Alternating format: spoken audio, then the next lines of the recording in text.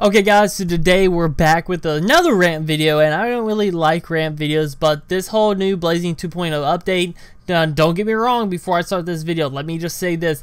I enjoy the Blazing 2.0 update. I enjoy everything about it. There are a lot of things in the actual update that I think could ruin the game's longevity or ruin the end game of the game, and just ruin the game in a concept of that they're pushing it towards more PvP than where the game should actually be. Now, not saying that's actually a bad thing, but we'll get into that. So if you do not agree with what I am saying, feel free to dislike the video, roast me in the comment section, and then unsub from my channel and leave, because, you know, I just don't want to deal with you, because I will roast you back in the comment section. Now, we can do a little roast thing. We roast each other back and forth. That is fine. I am fine with that. So, you know, if you want to, just leave a roast down below, but also leave your opinion about everything that I'm saying. And if you do disagree, try to watch to the end of the video, and you'll see my point that I'm trying to make. So when I was first looking at this whole update situation, I was hyped. I really enjoyed the update. I was like, why is everyone bitching on Twitter? Not really bitching. So if you were bitching on Twitter, I'm not really saying bitchy. I'm just saying, like, why is everyone like talking about this? It's not that big of a deal. Then as I looked into it more, because I've been really busy with school, I was like, yo, this is weird. Why are they doing this? So I decided to sit down and to tell you guys my opinions on this whole situation. And as you can see, I have a very hard time talking, so please forgive me. So first off, I want to talk about this whole speed pill situation. So what they did is they implemented speed pills with Blazing 2.0. We had these leaked a couple weeks ago, or maybe a month or two ago, I'm not too sure.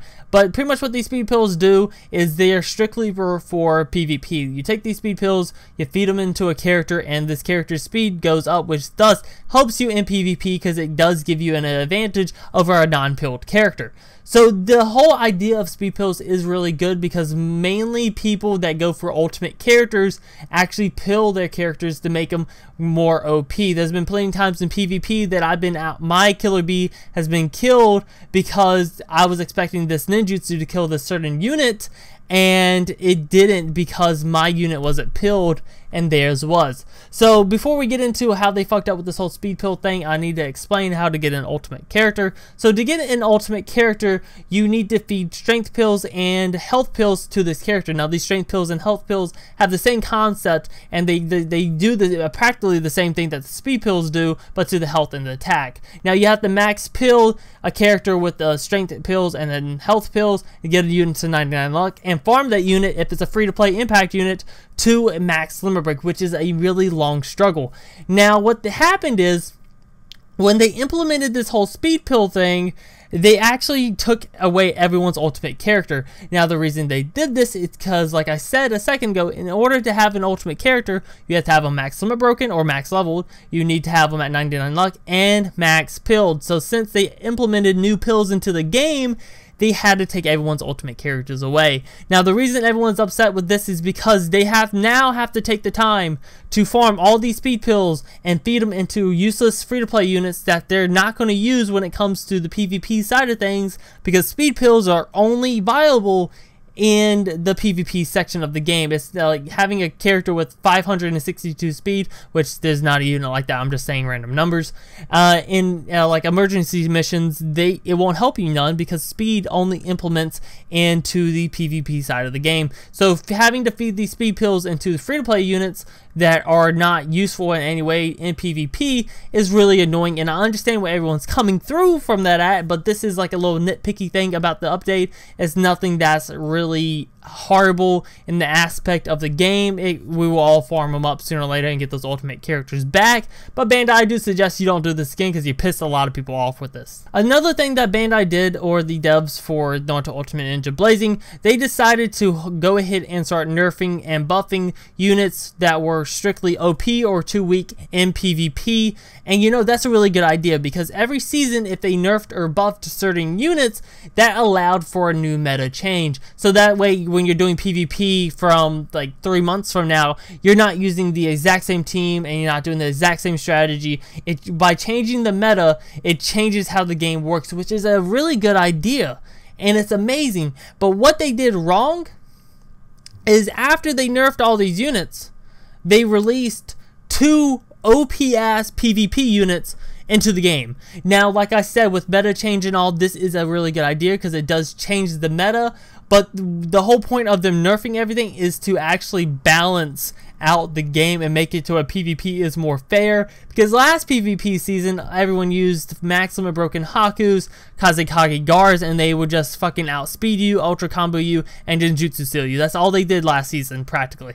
So the whole point of the balancing is to balance the game. Now they balanced all these units, and then they took 2 brand new units that are OP as shit in PvP, and they threw them at us. And these 2 units are the new 1.0 Naruto and the CM2 Sasuke. Now this actually ties into the whole Blazing Awakening system that I want to get into. So like I said, they balanced the game, and then they introduced 2 brand new units that are OP as hell in PvP. Now these 2 new units, they just happen to be the 2 brand new units that get the brand new Blazing Awakening, which, should I mention, that everyone thought it would be Blazing Fest characters or OG characters, because if y'all do not know, if you're new to the game or you don't really keep up too much, Bandai is the same company that owns or runs, or whatever you want to say, I don't know the technical terms, so I can't talk, but they are the people that practically run Dokkan Battle. They make some decisions for Dokkan Battle and stuff like that. In Dokkan Battle, they have a same concept that is called Dokkan Awakening, and this is where you take old units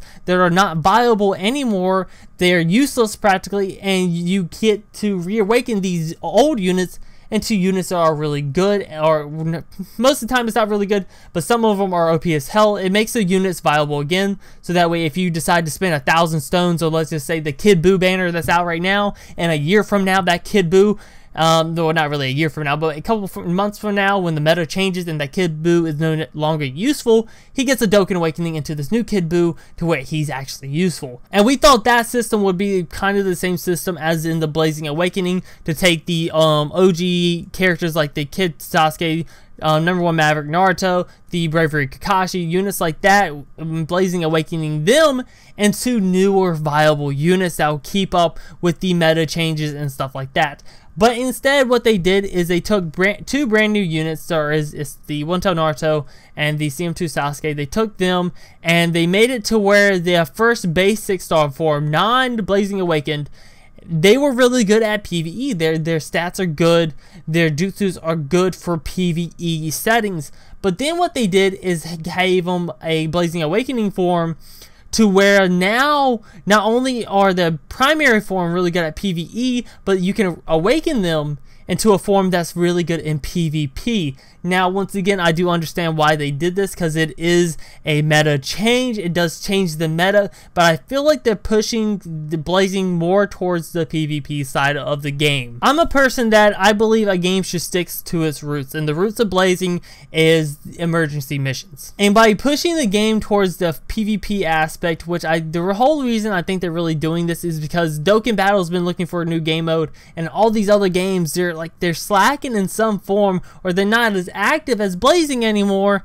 is because that Blazing got this really dope PvP game mode. Now you can, not only can you pull these OP units and show off to your friends like, hey, look at my box, bro, this shit's OP. Now you can be like, yo, bro, look at my box, it's OP. I can kick the shit out of your box any day. And with this whole system, I understand why they did it. They're trying to push the PvP aspect a little bit more.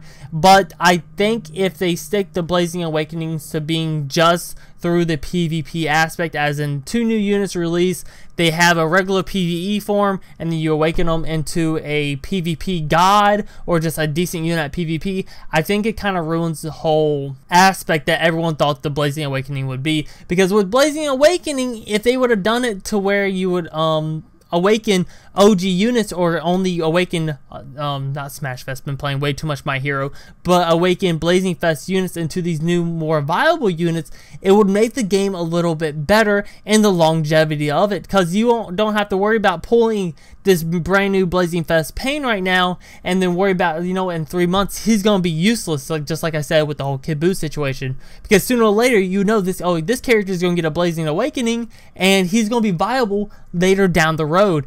Now with this whole system to where they release 2 brand new units, and those units are just the only Blazing Awakenable units, and they go into PvP gods, it's like, okay, so the Blazing Awakening is only being pushed towards the PvP side, and the Blazing Awakening is only going to be good for awakening brand new units into these PvP monsters or the PvP type of form. Now, like I said, very good meta change, very good idea when it comes to PvP, and you can only buy the Blazing Awakening material from the PvP shop. So you can see my concern with the game and why I think it's actually wrong. Because if they would have, now listen, I gotta say this, I just thought about it. If they would have awakened, or Blazing Awakened, the OG Naruto, the #1 Maverick Naruto to be more specific, and the Lone Survivor Sasuke, I think it's Lone Survivor, don't criticize me if I'm wrong, but the Skill Kid Sasuke that came out at the beginning of the game, if they would have Blazing Awakened those two units into these PvP monsters, it would have been fine. Now, yes, they're still pushing the game towards the PvP aspect of the game, but these two units are not really viable in any way anymore. They become viable once again, and that shows us, you know, like, you know what? Maybe this Blazing Fest Minato that's really becoming outdated nowadays, he's not getting a limit break. Maybe in the future he can definitely get a Blazing Awakening and he can become more viable once again. But if they didn't do that. They decided to do the Blazing Awakening on 2 new units. And that's my whole problem, really, is they did it on 2 brand new units. So it makes us look at the game like, okay, so these old units aren't getting the Blazing Awakening. It's only going to be select brand new units that come out to the game. And like I said, they did this to push the whole PvP side of the game, and they also did it to make money, because if Bandai tells us, you know, look, OT Naruto, CM2 Sasuke, both of them on a banner, really good well, decent rates, not really good rates, decent rates. It's a step up. You do all 7 steps, you get one of the characters guaranteed. You can repeat the step ups. We're all getting hyped. You can awaken them. You can do the new Blazing Awakening system. We get hyped more. And they contradict themselves and make the balancing changes a lot less viable, if you could say that. I haven't had a chance to play the new PvP system because, of course, I do not have the actual JP side of the game. Well, I have the JP side, but it's not leveled up enough to actually full-on experiment with the whole PvP and the packs changes and these 2 new units in PvP. But from what I've seen Shiny said, or some people I know that actually play the PvP side, on the JP side, they're broken. Those 2 new units are broken. So I don't really know, man. This rant was a lot longer than I thought it was, but I think it was a lot more organized than I expected it to be, because y'all know when I rant, and there's no stopping it. So at least I controlled myself a little bit. I want to recap some of my points really quickly, so just for you guys that skipped to the end of the video just to see what my points were. These are my points. So pretty much the speed pills took away our ultimate characters, and we have to feed these speed pills into these free-to-play units that were never used in PvP, pushing the game to the PvP side.